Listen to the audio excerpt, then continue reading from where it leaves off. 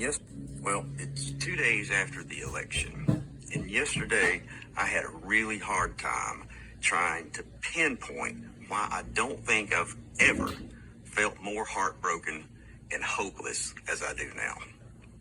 There have been a lot of times in my life when I've been disappointed, when I've been depressed, when I've been angry, but I have never felt these things to the depth that I felt yesterday. But I gave it some thought, and I think I figured it out.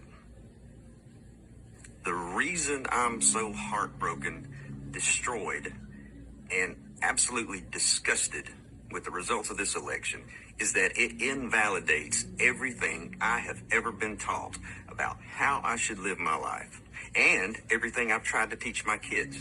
So it's an absolute betrayal to realize at 57 years of age that when it comes really down to it, over half of this country really doesn't value the notions of being kind, being generous, loving your neighbor, being accepting, having empathy, showing understanding, being truthful, being ethical in business, being sensible and level-headed, not being a bully, not being selfish, and not being a total asshole. And because I've been taught these things my entire life, it's really easy for me to see that Donald Trump is a vile and despicable human being. He exhibits everything that I have been taught to set my sights against in order to be a good, functioning member of society. But now, over half our country supports this person and believes that he's the one who's going to make America great. Well, hey, here's a secret. Someone who has worked so hard at sowing discord is never going to do anything to unite us. That's his big lie, because he doesn't benefit from Americans coming together. He and all the Tucker Carlsons and Alex Jones out there, they profit from the rage that they're able to manufacture.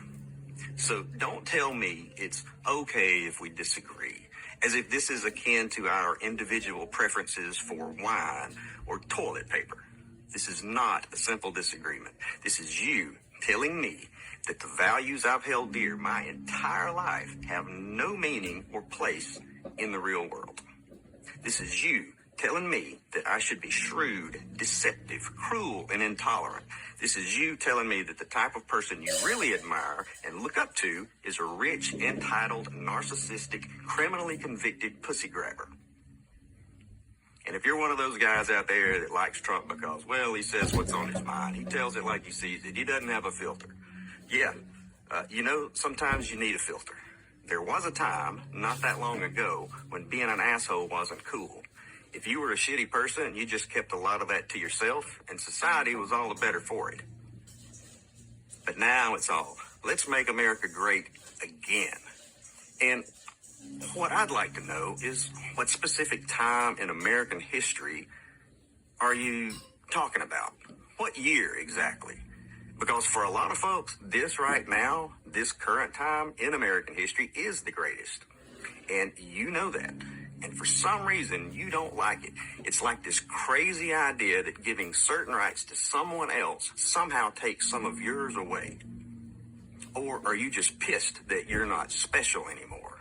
And so you can feel special again, you'll be more than happy to drag us all back 70 years when our black brothers and sisters had to drink from separate water fountains, or back when if you were non-straight, you had to stay in the closet.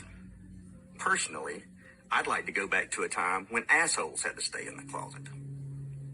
And don't tell me, oh, don't be stupid. You're getting it all wrong. It's really about none of that. It's really about the economy. As if that excuses the behavior. You're willing to overlook all the other fascist rhetoric because all that's doing is showing your wives and your daughters and minorities and LGBTQ and other marginalized groups that you're completely willing to throw them under the bus as long as you can save 5 cents a gallon on gasoline. Did your stock portfolio get a bump yesterday? Well, good for you. Maybe you can sit offshore on your new boat and watch this country burn to the ground.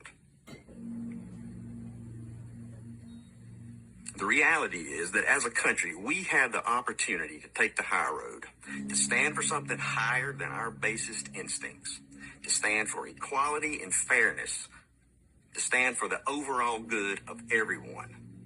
but over half of y'all kept us from taking it. And the whole world was watching. And you know who else was watching? Your non-white friends, your non-straight friends, your wives, your kids, your daughters. So to anyone who actually does claim to value those higher ideals, you know, the ones I mentioned earlier, the ones we were taught as kids in Sunday school. Yeah, Christians, remember Sunday school? If you claim to hold any of those same values, but are at the very same time enamored with Trump and perfectly pleased with the outcome of the election, me and millions like me deserve a fucking explanation.